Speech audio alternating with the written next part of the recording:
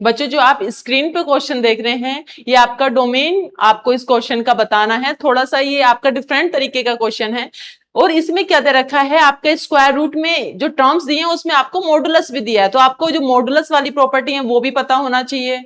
ठीक है, मतलब जो आपके स्टैंडर्ड टर्म्स होती हैं, फंक्शंस जो होते हैं वो आपको पता होने चाहिए। ठीक है, तो चलो अब हम इसका डोमेन निकालते हैं। आपको ये फंक्शन गिवन है, जैसे आपको पता है किसी का भी अगर आप डोमेन निकालोगे, अगर रियल फंक्शन है, ठीक है, अगर इमेजिनरी है तो कोई प्रॉब्लम नहीं है, लेकिन अगर स्क्वायर रूट में है और रियल फंक्शन की अगर आप बात कर रहे हैं तो स्क्वायर रूट में जो भी टर्म आती है वो क्या होनी चाहिए, ग्रेटर देन इक्वल 0 होनी चाहिए। ठीक है, तो आपका स्क्वायर रूट में जो भी टर्म है, जो टर्म आएगी ये क्या होगी आपके पास, ग्रेटर देन इक्वल 0 होनी चाहिए, ये आपने रख ली है।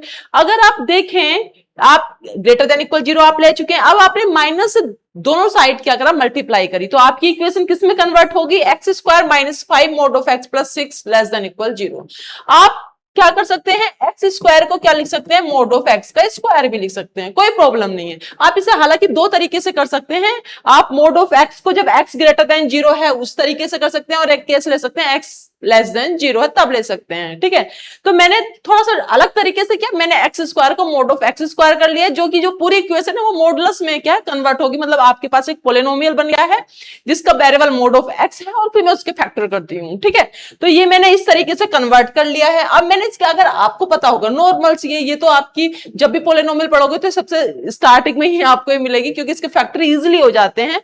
तो क्या हो गया, मोड ऑफ एक्स माइनस 3 और मोड ऑफ एक्स माइनस 2, और आपको क्या मिल गया, ये इनइक्वालिटी है लेस देन इक्वल 0 आपके पास आ गया।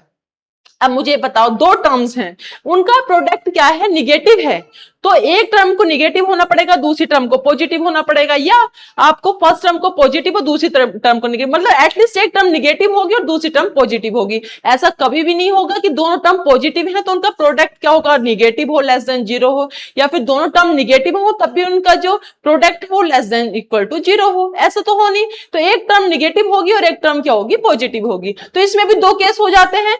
आपने क्या किया, फर्स्ट केस में क्या लिया आपने कि जो फर्स्ट टर्म है वो क्या आपके पास ग्रेटर देन इक्वल 0 है और सेकंड टर्म क्या है, लेस देन इक्वल 0 है। अगर बेटा आप इससे देखें, आपको इससे क्या होता है कि mode of x minus 3 less than 0, या फिर आप लिख सकते हो mode of x greater than equal 3। ठीक है, आपने ये लिख दिया और यहां से mode of x less than equal 2 लिख दिया। अगर आपको मॉडुलस की प्रॉपर्टी पता होगी तो ये जो इनइक्वालिटी है किन एक्स के लिए ट्रू है, ये बेटा उनके लिए ट्रू है जब आपका एक्स बिलोंग करेगा minus infinity to 3 close union और आपके पास माइनस 3। ठीक है, और आपके पास 3 टू इन्फिनिटी, इनके लिए आपका जो ये इनइक्वालिटी है ये सेटिस्फाई करेगी।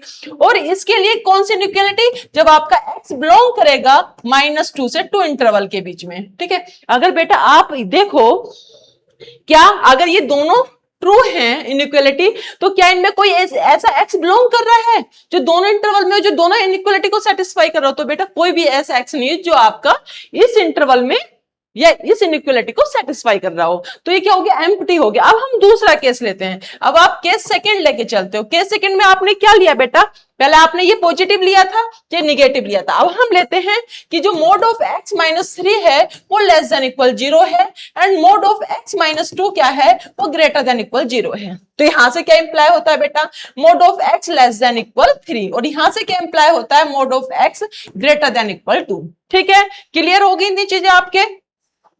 अब हम क्या करते हैं, इससे क्या क्या इंप्लाई होता है कि जो x है वो बिलोंग करेगा किसमें, -3 to 3 इंटरवल के बीच में बिलोंग करेगा, और mode x greater than equal 3 क्या है, कौन से इंटरवल में बिलोंग करेगा, वो बिलोंग करेगा आपके पास -इन्फिनिटी टू -2 क्लोज आपका, और यूनियन आपके पास कितना हो जाएगा, 2 टू इन्फिनिटी। ठीक है, अब क्या इसमें x ऐसे है जो दोनों इंटरवल में लाई कर रहे हैं, बिल्कुल लाई कर रहे हैं। आपका x बिलोंग कर रहा है किसमें, -3 टू -2 यूनियन, अगर आप इसमें से देखें तो आपके पास कितना हो जाएगा, -2 से 2, सॉरी -2 to 3 हो जाएगा। ठीक है, आपके पास अब आप देखिएगा कौन सा ऑप्शन आ रहा है, आपके पास ऑप्शन सी आ रहा है। आपका पर्पस क्या था बेटा, आपने जो स्क्वायर रूट में था उसे ग्रेटर देन इक्वल 0 लिखना था, फिर उसके फैक्टर करने थे, फिर उसमें आपको केसेस बनाने थे। ठीक है, उस केसेस को फिर आपको इनइक्वालिटी में कन्वर्ट हो जाता है फिर आपका,